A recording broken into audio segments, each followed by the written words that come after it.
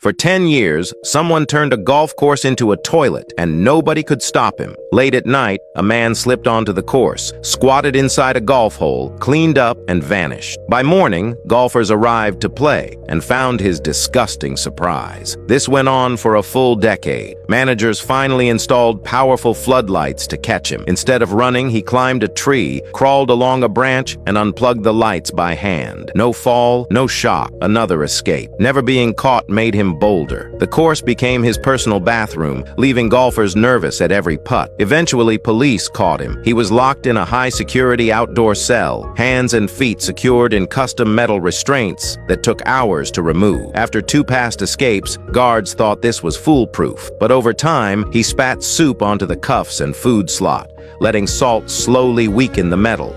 During a blackout, he twisted free, dislocated both shoulders, slipped through the food slot, and vanished into the snow. All that remained were footprints fading into the night.